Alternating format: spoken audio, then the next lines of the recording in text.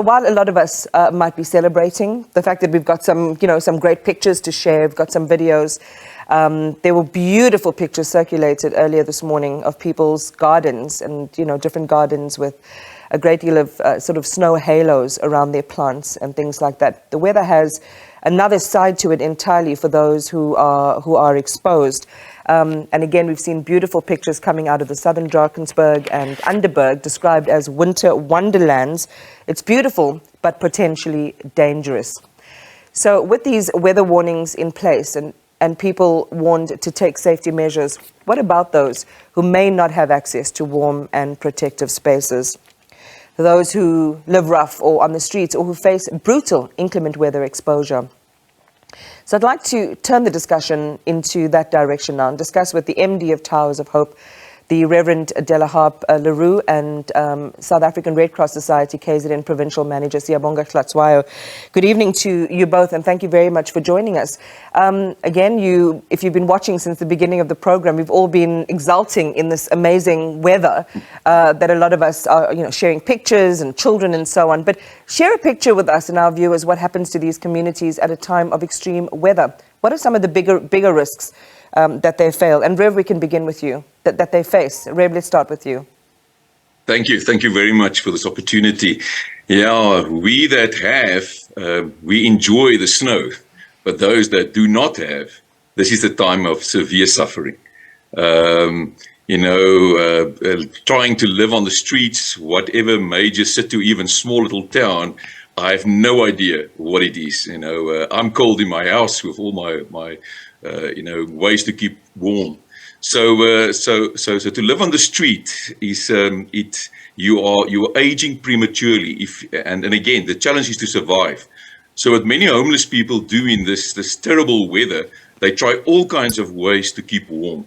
Either making a fire, getting warm food, trying to knock on the doors of NGOs and faith communities. And just trying to survive the night. And so sometimes we see homeless people using, too much alcohol or even drugs and that. And I'm not condoning that. But it's ways for many of them just to try to stay alive in the bitter cold. Harpe, what you're talking about is such a sobering picture, and there's so much judgment, when you see people who are living rough or out on the streets about the choices that they make, or that, as you are describing, they have to make under those circumstances. Siyabonga, we've had reports of the homeless using cardboard and refuse bins as insulation from the cold. They quite literally have to use whatever is in their environment. Yes, greetings to you and the listeners at home. Yes, being homeless is quite concerning, as it is. You can just imagine when the weather is like this. It's so unfavorable for someone who is on the streets.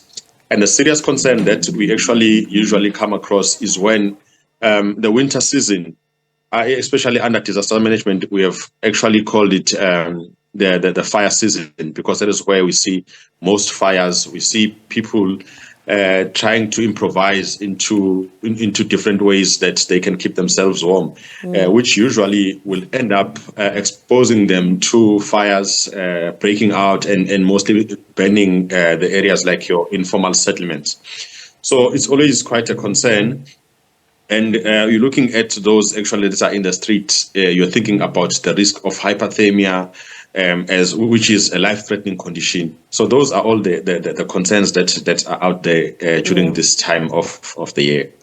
I mean, I wonder what the resources are in terms of sharing information of impending inclement weather or warnings, to stay in places where you could get warm. How does that network typically work, Harpe?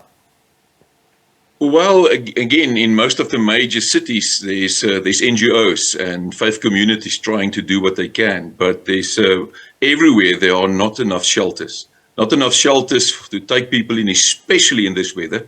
I know my colleagues in Cape Town, they have a wonderful system where communities put up emergency sort of housing in terms of tents and just to get the people in when winter hits Cape Town. And but the rest, I mean, for me, example in Bloemfontein, there's not enough shelters for all the people. Yeah. And then you have the other issue that many people who are trying to survive on the street have all kinds of other issues.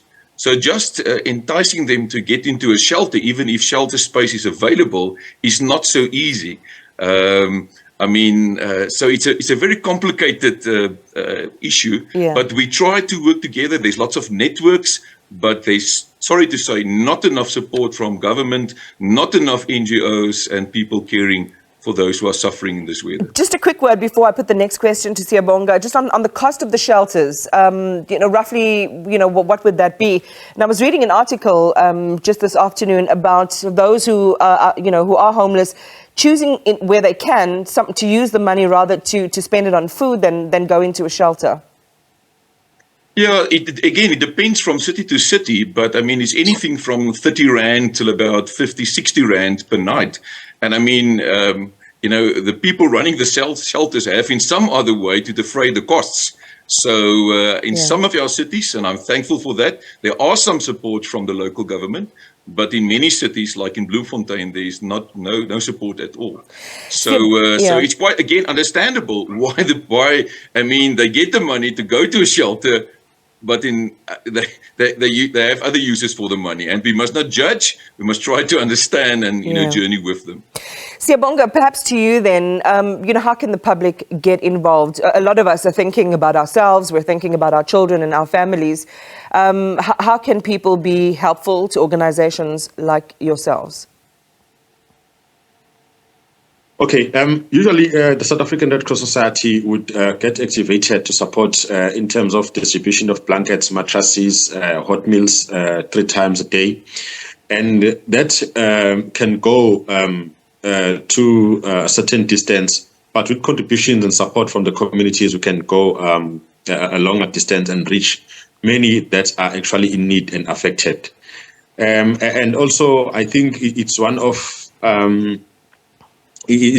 those that we need to reconsider how we can improve in terms of supporting those that are actually displaced, because mostly we are active in supporting those that are displaced due to disasters, due to legal and illegal immigration, those that would need different services.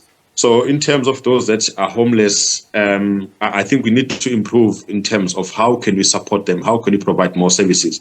But then with it being a joint operation where communities are also involved in supporting those that are in need, I think we can be more successful in terms of supporting those that are in need. Yeah, I mean, I don't know if you can, before I leave you, a quick answer on the number and of the community of homeless people across South Africa. I imagine that's quite a difficult statistic to gather because of the transient nature of those communities. Yeah, in the census, sorry. Can I come in? Go in ahead, the census, sorry, my colleague. In the census, they tried to count the homeless people, but there were so many reasons why it was not a very good count of the homeless. But I know my colleagues in the Greater Tshwane area recently did their own census, and they counted around about 5,000 people living on the street in the Greater Tshwane area. And cities would differ then. I mean, Cape Town, there's a lot of people on the cities for a lot of people on the streets through a variety of reasons. We have to leave it there, but Siyabonga, thanks as well for ways in which the public can get involved, make contributions to some of the NGOs near you, be available and be visible so that you can be helpful, especially at times like these. That was Reverend Harpe Roux and Siyabonga Hlatshwayo. Thank you very much for your time tonight.